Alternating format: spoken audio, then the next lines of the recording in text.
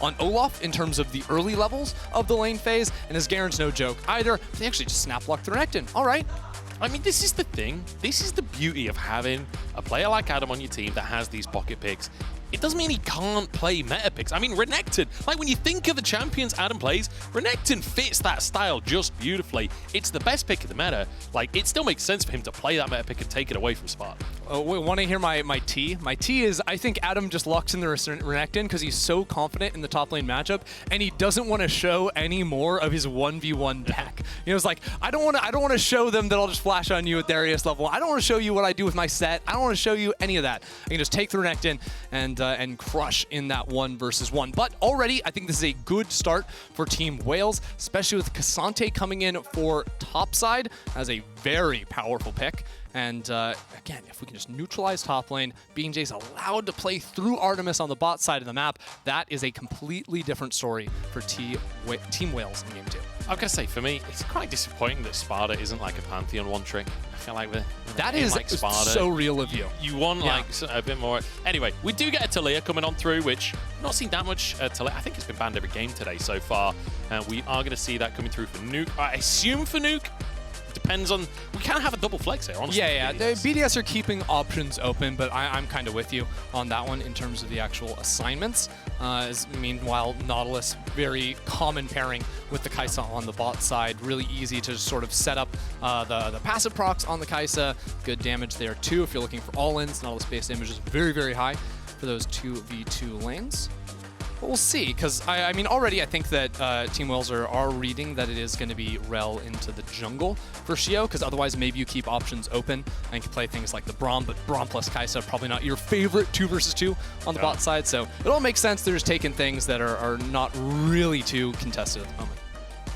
Yeah, interesting to see the Jace ban. They obviously don't think Taliyah's going mid. And, you know, with the Nocturne ban coming on through, you'd anticipate if you want to take the Taliyah to mid, you probably want to ban something like the Azir maybe, like get rid of some of these difficult to deal with control mages for Taliyah. If they're not banning that, that does kind of signal that maybe it is going to be, you know, Sheo taking that, the Rell going down into the support role as well. Yeah, in the meantime, Nocturne banned away. BeanJ did play that 4 times over the course of the summer. You know, makes sense from the region that spawned the Levi, right? The Nautilus, you know, lane swap, or the Nautilus, the Nocturne lane swap, all that nonsense gets taken away. So BeanJ likely just goes back to that Viego. Makes some sense for him. He was not able to have really much early impact, just tried to trail around the top side, but I think now you really are looking to have Ksante completely neutralize top lane, and that frees BeanJ up to farm and then play around his mid-bot side. Ezreal potentially going to be available for them once again. Crownie looking good in it in the previous game. Certainly a powerful pick right now. He also just loves the Ezreal. Like, the man will, any excuse he can have to lock in the Ezreal, he will take that. I feel like it's one of these things as well where a lot of the time, it is actually going to be Taliyah back in the mid lane. A lot of the time, like, people talk about Kaisa versus Ezreal being very Kaisa favored, but the problem is that's very exclusively in like the direct 1v1, where a lot of the time you don't see that. A lot of games you'll see this matchup, and Ezreal can kind of bypass a lot of that potential assassination, especially when you got a Braum alongside it. Yeah, you just sort of play range, play poke. Braum, like you're saying, can eat it all up. And then, when all things considered, between Ezreal and Taliyah sort of fishing with those Ws to sort of isolate a player, pick them off, you have a ton of burst damage, the ability to jump on players. You can also combo the Taliyah W with Rell ult so nicely, right? Rell brings everyone together, and then your W could hit 3-4 players, depending on how good that ulti is. So some really nice built-in combos on that front for Team BDS, but also just a very different look for them overall. This is definitely a game where Nuke can get a little bit more involved around the map, and it's not going to be as focused on Adam's lane dominance. I do like this composition from Team Wales as well, where you've got Sparda on the Ksante, who can kind of absorb a lot of pressure up at the top side. Like, I'm still favoring Adam after what we saw in game number 1, but I feel like you can kind of relax a little bit from BeanJ's perspective and look towards your bottom lane. Look towards getting this Kaisa ahead. You've got a Nautilus to set you up there, and you've even got a powerful mid laner that's happy to get involved in early traps as well. So I feel like Team Wales can shift their focus away from what's going on up top and play for those Drakes. And they're gonna have to, right? Because I do think they can get some pressure on the bot side. Really hard to play for kills though, right? Between Braum and Ezreal, it's hard to stick damage on those champions. They're very slippery as well. So I see this as a game where maybe it's a little bit more about BeanJ covering, getting priority, putting down vision inside the enemy jungle, taking crab priority, dragons, all those things. A bit more of a controlled early game from Team Wales, which I'm sure they would love to see after how haywire game 1 went. Yeah, well, game number 1, absolutely brutal from the side of BDS. But the same was true against Golden Guardians. Then game number 2, things went a little bit pear-shaped for BDS in the early game against Golden Guardians. They still managed to come back and win by the end of things. But perhaps Team Wales can find some opportunities. Certainly a less aggressive comp from BDS. What we saw in game number 1, Artemis will get away. Yeah, if Nuke took the pathing around the left side there, I think there might have been an angle. Probably would have required starting W, which, you know, not preferred on the Taliyah, but it's always there. It's always worth shouting out, though, that BDS were really known, especially in their run in the spring split, where they made all the way to the finals. A lot of people had them as favorites to win that. Of course, we all know Mad Lions ended up winning that and moving on to MSI. But BDS were really known for a lot of level 1 ideas with the invade. And when you have Taliyah, Ezreal, Braum, like, those 3 champions are just nuts at level 1. So no surprise to see them go for that. Team Wales sort of navigate their way out of what could have been a potentially hairy situation. But it's all about putting early vision down inside the enemy jungle, right? You've got that ward on the blue buff there. Over on the side, that circle's not going to go away for a long time. I hate to break it to you. My telestrator just turned off. So we're going to have a circle on the minimap. You know, I like circles. Just be aware that there are jungle camps down there. Yeah, so... and there's a ward on one jungle camp. Just like in game 1. The circle has dealt with itself. All right. Yeah, no don't forget as well, everyone at home, you might be able to win a circle or not. But if you connect your League of Legends account with Prime Gaming, you can get a Heimerdinger emote. It's experimentation. Yeah, his head's kind of like a circle. Yeah, it's sort of circular. Circle it's yellow, glasses. like it's similar. Yeah, circular glasses. We'll take that. It's good enough for me. As could be in trouble. Good little proc, but does get the aftershock, so it won't take too much damage. All right, so BDS fully aware of sort of the early pathing of BeanJ, knows he's got to be starting on the top side of the map. So now BDS walk in, donate the extra hit to share the gold there between Crownie and Labrov. But with the prior they built on bot side, and now with Sheo doing the exact same thing, just flipped onto the bot side of the map, it just looks like game 1 all over again. Labrov and Crownie look for the level 1 all-in with the Ezreal and Braum synergy, and now with that priority, instead of ganking, it's just going to be Sheo stealing away a camp. This dude loves to live inside the enemy jungle. Yeah, it feels like Sheo's literally just switched which side of the map he's playing for. Good little knockback onto Gloryy here from Nuke. Scatter the weak. Doesn't quite land. Flash available, but not going to go forwards here. BeanJ's in the area. Yeah, he actually read this invade happening. He didn't see it, had no info other than the fact that Labrov sort of went into the fog for a second. So by doing that and by not wasting any time, he now very likely snags all 3 camps on the top side. I think Sheo's going to continue playing around bot. There might be an angle to threaten a look at a dive. Probably not all inning for that, but if you want to do it similar to game 1 where it's denying away minions underneath the tower now that he's found that the wolves are offline, could be an angle. Actually, mid lane might be a little juicier with how forward Gloryy is playing. It's really important Gloryy hugs that north-left side of the lane like he is now to deny that gank from Sheo. And with that positioning, can't really do it. North-left is an interesting combination of directions. North by north-left. That's a famous movie, right? Yeah, maybe. Yeah, we'll run with it. Why not? As Sheo wants to move into the mid lane. He goes to the upper west this time. Moves upwards. But Nuke has this wave in just a perfect spot. Sheo drops a ward out as well. Doesn't know that BeanJ's here, but BeanJ knows exactly where he is. Sheo actually using everything on the crab here. It's stolen away by Gloryy. Sheo might just have to flash over the wall here. He's kind of just duking it out right now for the time being. He's going to be... he still has but flash. Labrov is here. Like, he was trying to buy time for the Labrov roam. Dude just completely sprinted up out of that bot lane. But it ends up looking a little bit like an int there from Sheo. Did have the flash to escape. Just thought he could live a little bit longer. Unfortunate for him is... trying to trade once again with Sparda, but Sparda doing a much better job and much easier matchup for him in terms of just neutralizing that Renekton. A little bit down in CS, but not, you know, at this point last time, I think he had 3 deaths, so we'll take this as an absolute I don't care win. if Sparda has 0 CS. As long as he has 0 deaths, we're chilling. You know? He's going to be all right up there, especially now that BeanJ is hovering the lane. But, I mean, when you look at the jungle matchup now, BeanJ is in a phenomenal spot. Ooh. A lot of damage onto Nuke, but he's okay. Just needs a reset without any mana there either. But, I mean, and the fact that he obviously gets the kill, but also got an extra camp off the invade on the bot side because he read what Sheo was trying to do. Again, I want to stress that was not based off of vision. That was close. It was not based off vision. That was based off of very good game sense from BeanJ. And he's a player you got to keep your eyes on with Team Wales. He is so, so active.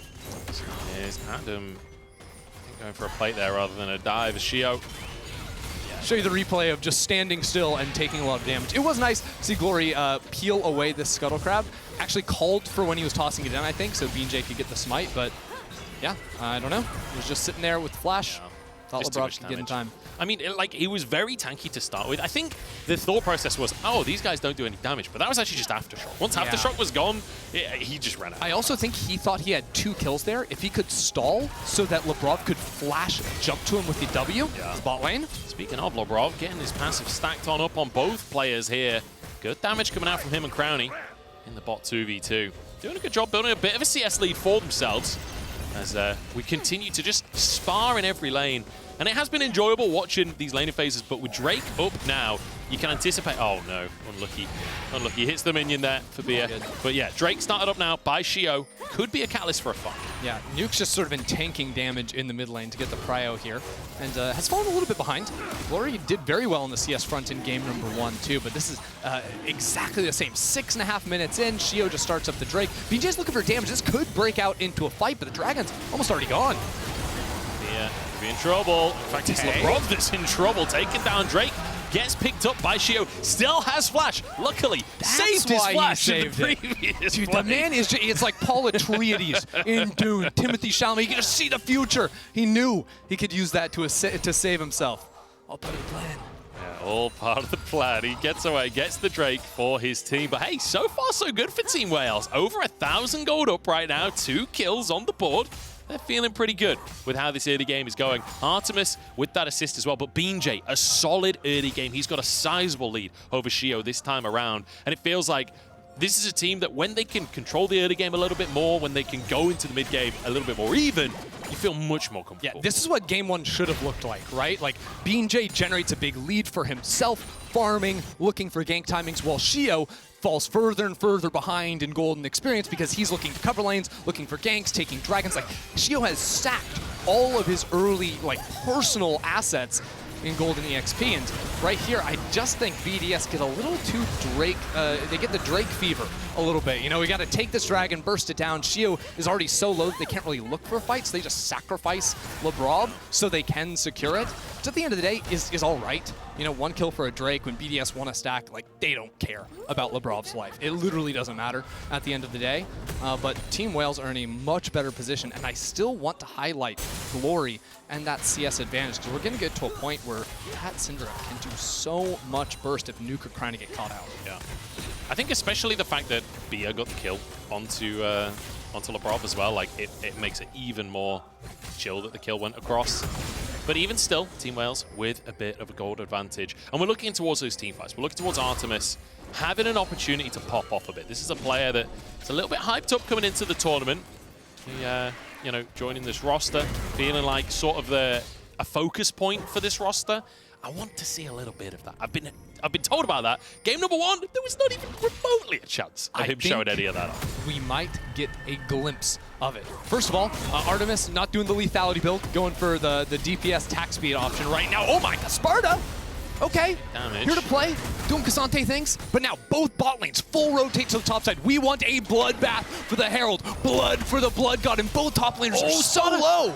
Adam's trying to solo kill Sparda, and he's got him under the tower in the meantime for the 2 for the Drake. True Shot Barrage hits 4 players as Nuke tries to get the flick back, but BeanJ flashing onto him, forces the flash out from Nuke as well, but BeanJ might have gone too far for this one, but Labrov goes down! The reset can't come on through, but the hook can! And suddenly, Team Wales, they're feeling like an orca!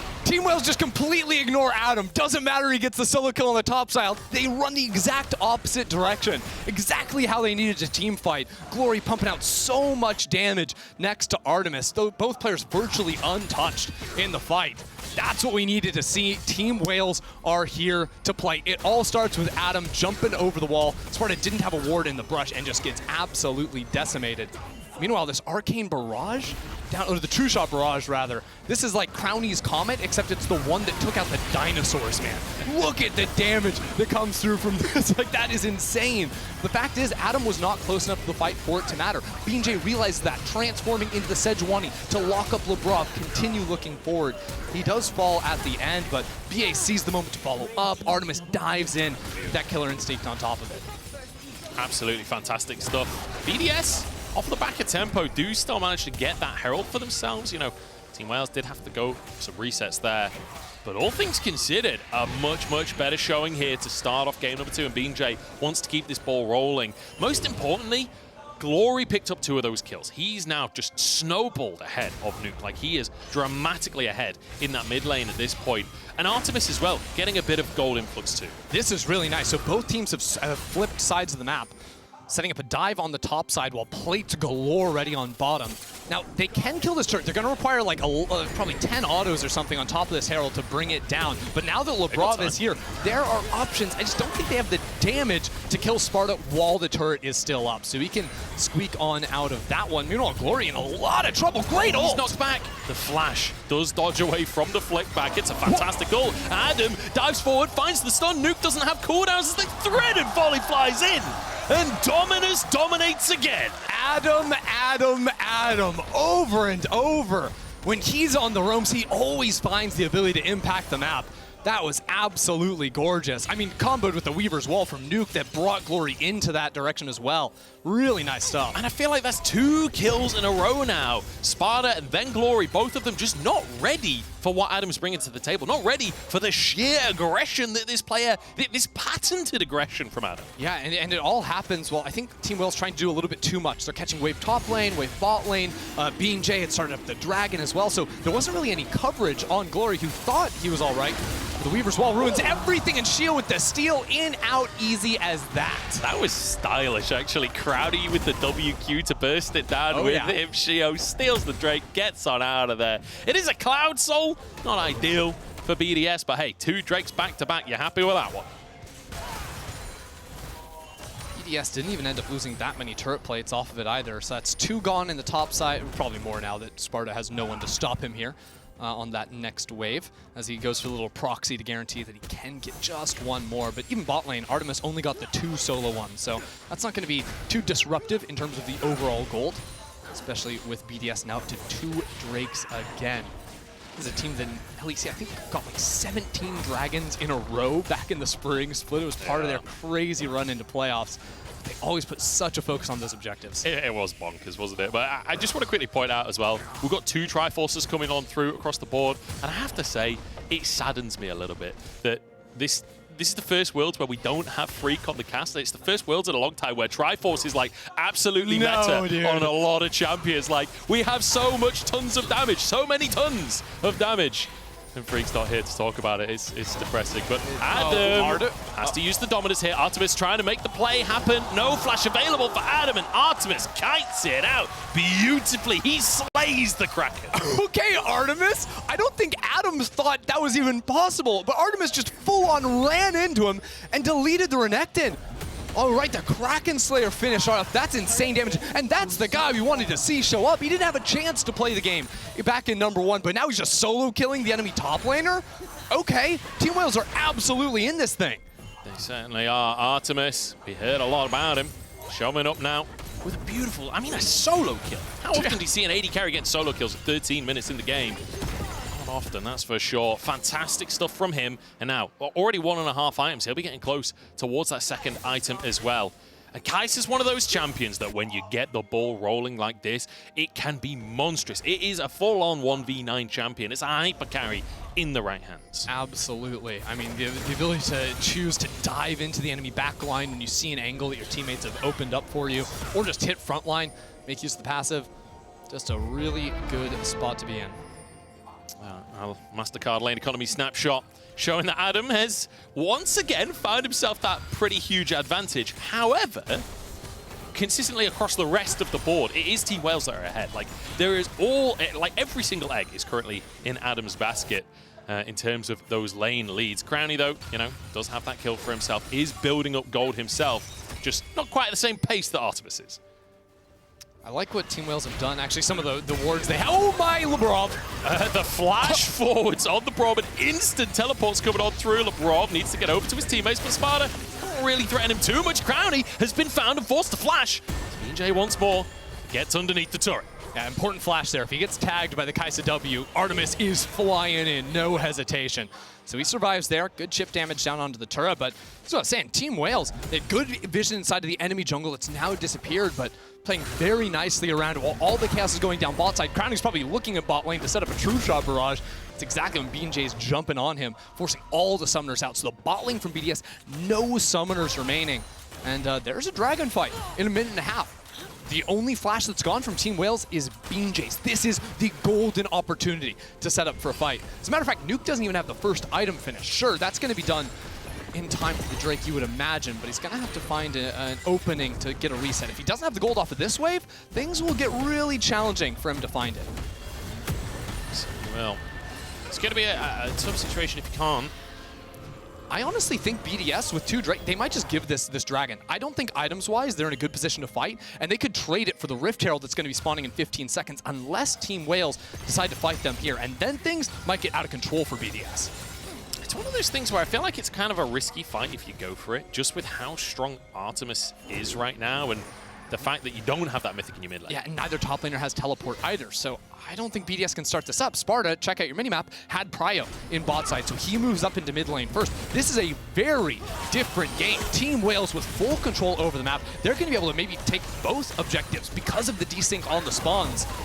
Maybe just set up for a pick if Sheo tries to step in. Sheo is on a ward right now, and it's good he realizes this because that was almost deadly. It's great to see this kind of play coming out from Team Wales, though. Not just like, hey, we're kind of ahead in our carries right now, let's force a fight, but like, let's leverage that advantage, let's take control of the game. And like, this cool, calm, collected gameplay, after game number 1, it's great to see them able to fully mentally reset, come into game 2 looking strong. Now they set up a potential dive. Yeah, Nuke can't step up here with the Rift Herald going down. Turret's gonna fall. Adam is still pushing in bot side. So BDS had control over bot side river, now have to react to the Herald in mid.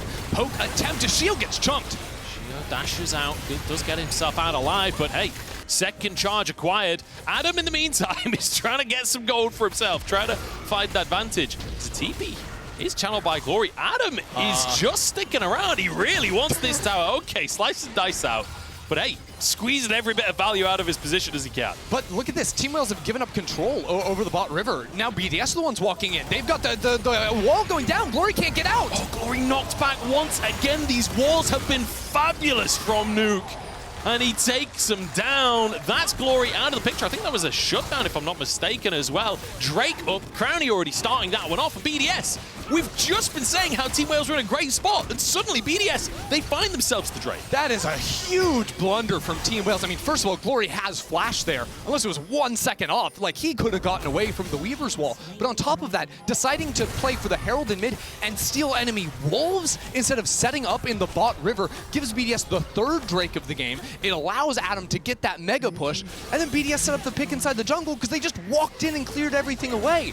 That's a massive error from Team Wales. They are still ahead ever so slightly, but now it is go, go, go here with BDS on Soul Point. Yeah, Wales ahead in gold, but BDS slightly ahead in our win probability there, powered by AWS. They're feeling pretty good in terms of, stacking these Drakes, in terms of the way that the kind of macro matchup has been going. Yeah, and also the items were massively favoring Team Wales. I didn't quite catch if Nuke had gotten the reset off to finish off the mage item, but I felt like it was dire. Okay, the follow, Artemis! That's a lot of CC, and that's a lot of damage. BeanJ grabbing a kill onto Crownie. Even Ezreal can't survive that kind of onslaught. All right, PA, that was gnarly. And they just get mid-tier too. The Herald that went down chunked this turret out easily enough. I feel like we literally just criticized Team Wales for like mispositioning and getting caught out, and then literally the opposite exactly happened. That's the thing though, is that Team Wales have been playing sort of like a lot of these micro skirmishes very nicely, looking for picks. They've had great vision, all this stuff. The error previously was a larger macro error, in my opinion.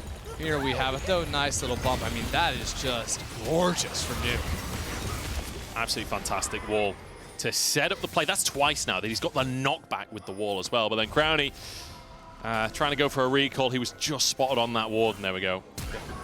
A little slow on the reaction to seeing that ward. Everyone just flies in from across the map. And I feel like this game too, so much closer, and rightly so, because this is our featured matchup presented by Mercedes-Benz. We were all hoping this was going to be a bit of a banger. We were all hoping to see that VCS spirit coming through from Team Wales. And I feel like we're really seeing it in Game 2. It is here in Game 2. Artemis has the Navori Quick Blades finish as well. He is doing some serious damage.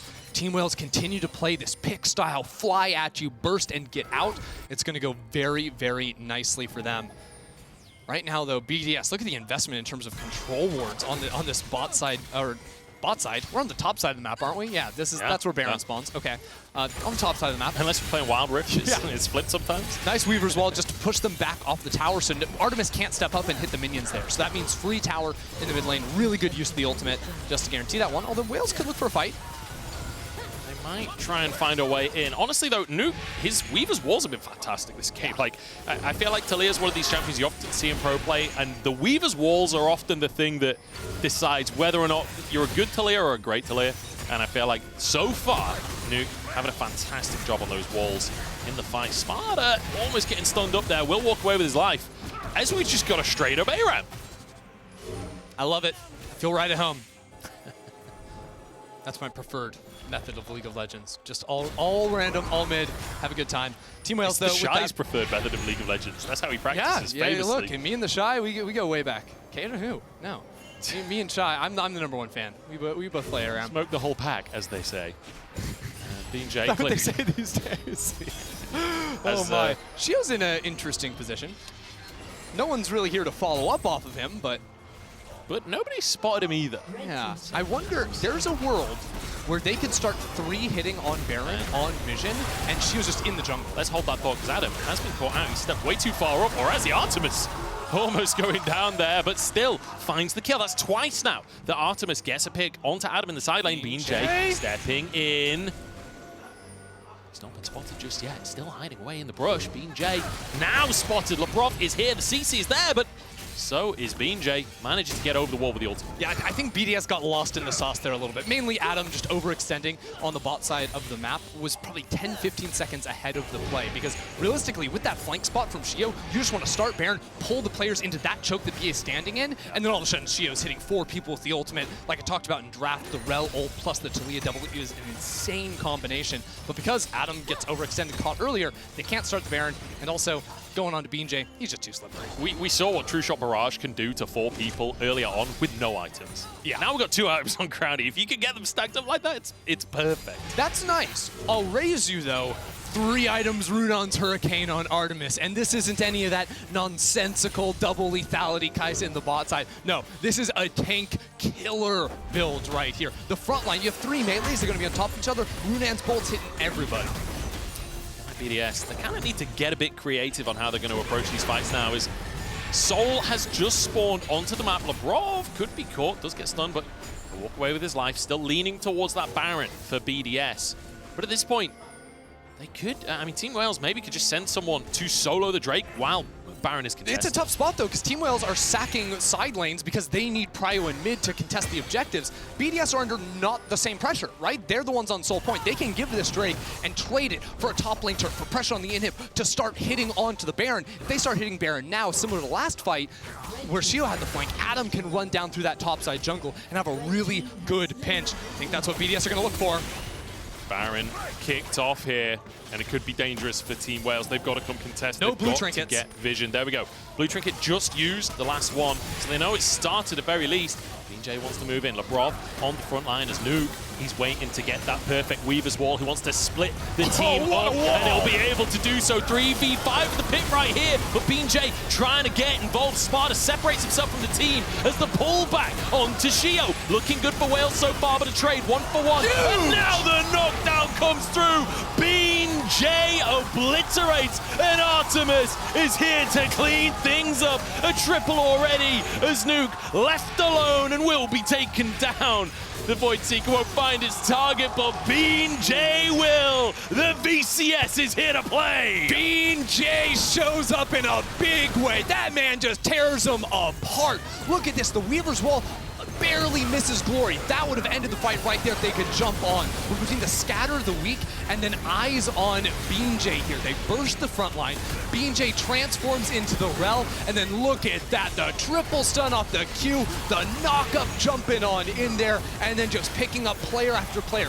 Ezreal extends forward to get that damage down, can retransform back in. That is a phenomenal fight from BeanJ to lead. I mean, the combo of the Taliyah, the Rell crash down into the Viego ult on 3 people. It's like the amount of damage, the amount of value he got out of that ult combo right there. BeanJ taking over the fight, and now 4,000 gold lead in favor of Team Wales. They finally, it feels like, have control. It's been a long time since it felt like they were in control of this game.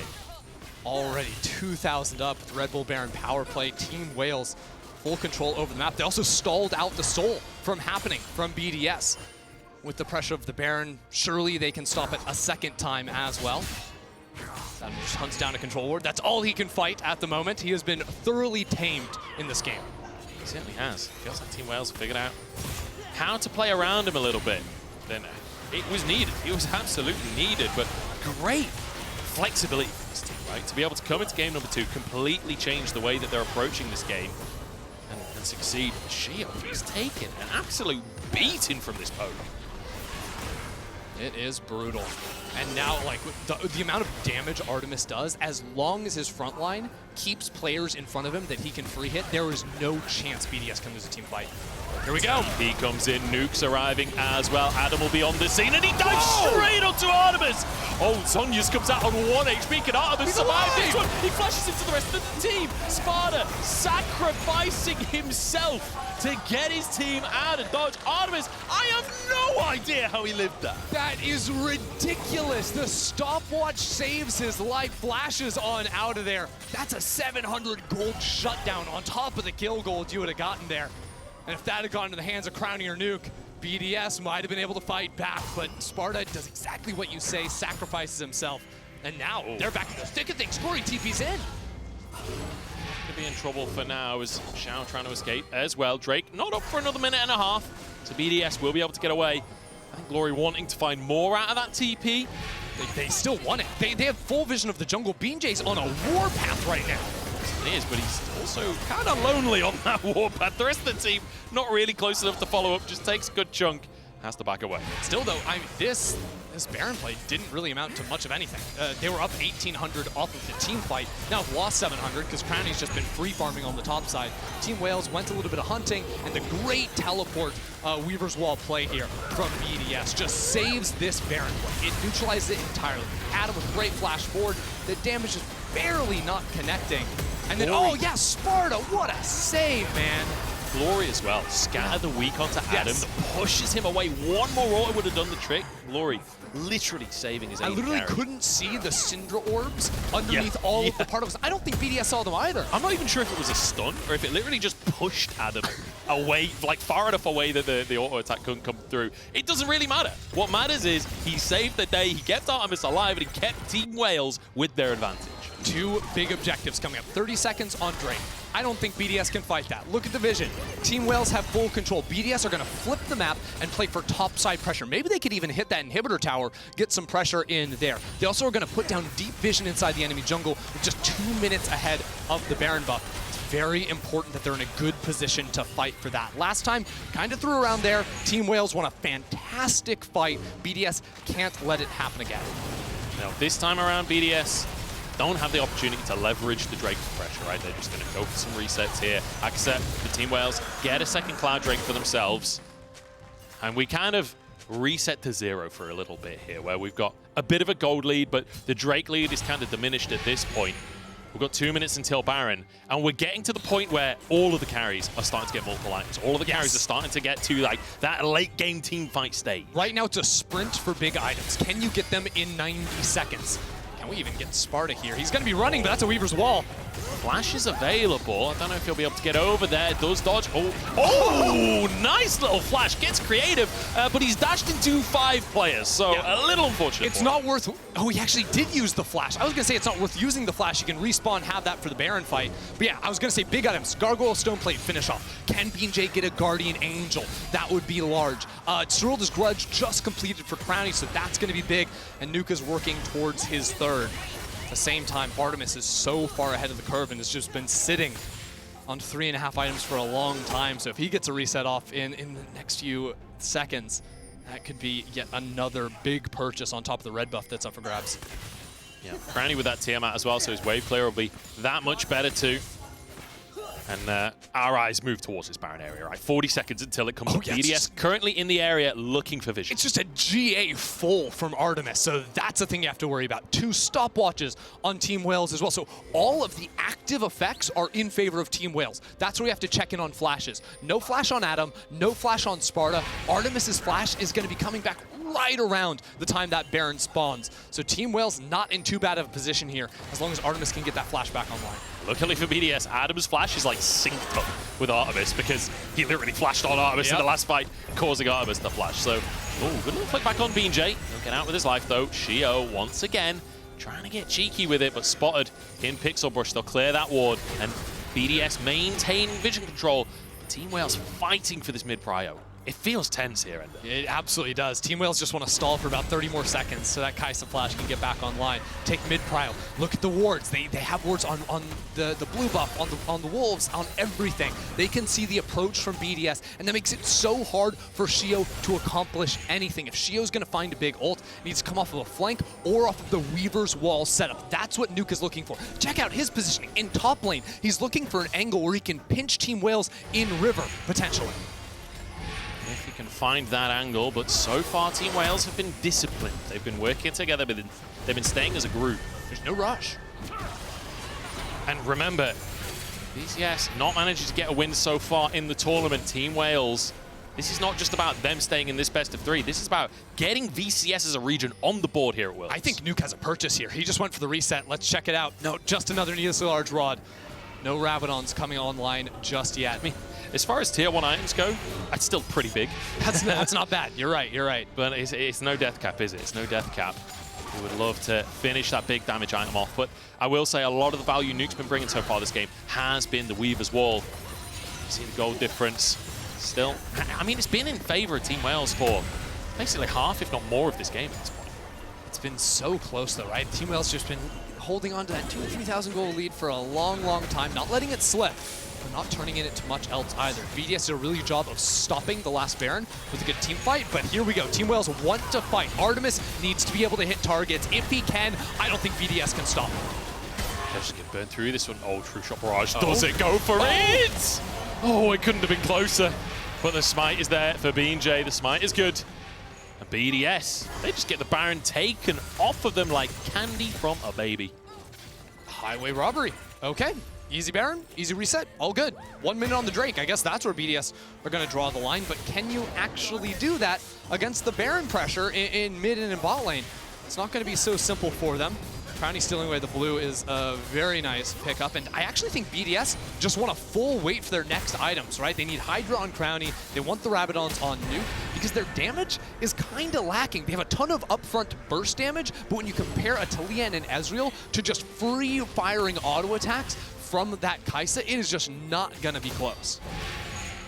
Adam trying to clear the wave here, but BeanJ charging on forwards, and nobody's here. It's only Adam on the tower. Guys? This might just be an inhib tower taken. Great hook onto Adam, forces him away, and the inhib tower is just... I feel like there's 2 objectives in a row where Team Wales just kind of waltz in and take it. The BDS are just waving the flag right now. I don't really know. They did just get the Rabbit on, so I think the initial read is right, but they're not going to be able to fight for this dragon. That's going to mean Team Wales, after losing the first 3 Drakes of the game, are on soul point, and that's 3 uncontested souls. Now, yes, that is the buffer room you give yourself when you go for the 6.5-minute Drake every game. Sheo loves to do that. But now, so much more on the line for them as they've pretty freely given away 2 Barons now. Yes, they've traded it for a lot inside the enemy jungle.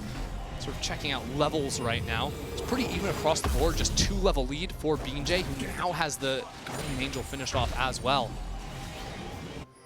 And I mean, the Baron power play, a surprisingly small amount of gold coming out of that one, 450. Just like so last time, actually. On the Red Bull Baron power play. And I have to say, you know, 2 Barons now, still no inhibitor taken for Team Wales. Kind of like we do need a little bit more throughput on getting these neutral objectives and using that Baron buff to buy more space on the map. Speaking of space on the map, they might have just found some in the form of a dead Adam here. Shield comes on through. Can they chase it out? Killer Instinct underneath the tower, and Artemis dives Adam once again. And we found the answer to Adam. It is Artemis. It's Artemis, and B has found so many of these picks as well. They are absolutely on a roll. You're questioning, how do they make use of this Baron? They've got 25 more seconds. That bot inhib is in a lot of trouble. They can tank up here. They got the cannon behind them. This might just be 2 inhibs off of 1 pick onto Adam. Fantastic moment for Team Wales, for the VCS in general. As they charge on forward, Sparda finding the fight. The hook comes out from Theo as well. Sparda's the one to go down, and actually they didn't get any kills just yet. Sheo there, but down goes New Gloryy finding his pick. Crownie still full HP right now. True Shot Barrage blocked by the shield as Artemis has to flash out of the play. BeanJ dives in, low on HP. GA will be blocked, and Crownie is still going strong. Crownie wants to keep himself in this game, diving forwards, but he doesn't have the damage to finish kills. TP's coming on in. Nuke, Adam, both available, but Nuke not currently alive as Artemis is in trouble. Diving on in, the Croc is there, but they can't find the kills. Everyone 100 HP between the goalposts. Oh, it's disaster as Bia trying to escape now, being chased down. The scan, the weak, and the hook on the wall. How the hell did they get away with that? Gloryy just disrespected BDS again and again and again. BDS are the weak, and he pushes them back. He doesn't care, man. Team Wales, they just wanted to end the game. Look at Sparda. What a play from him. Double scat of the week. The damage is coming in. And while Gloryy flashes in to finish off Nuke, it was not a simple fight. Crownie is doing so much poke, but the way that Team Wales are playing in and out around the Ezreal, no one's ever in threat of dying. BeanJ out of the fight, then enters off of the GA. They did get double GA pops, but Crownie just can't finish off a kill. BeanJ walks in to tank for Artemis. They're just dancing together. And then here's Scat of the Week #1. All right, Adam jumps on in here, gets in the middle of everything. Gloryy saves it to hit 2 players. Then Artemis dodges away from the True Shot Barrage. That's gorgeous. Here's another Scat of the Week. BA surely dies here, but that play stops Adam from getting the slice and dice through the minion wave that would have gotten the kill. It's so insane. Gloryy just denying everything. Even before the big ones we saw onto Adam, he actually got a Scat of the Week onto Crownie that denied him following up onto the stun on Art. So it's like there was even more of them. And I mean, the win probability powered by AWS looking pretty good right now for Team Wales. It's slightly less than it was when they took that inhib and looked like they were going to win the game. Still looking good for both Team Wales and for the VCS. This next fight is about to go stupid. It's about to go crazy, man. We got 40 seconds on the Baron. BDS gave it last time. They're not going to let that happen again. And nobody has summoners. There's not a flash on the Rift. No one's going to have it up in time either. So it's time to look. Oh, the knockback onto Adam. He's pulled into the enemy team. He's got a bit of sustain, though. Walks away with his life for now.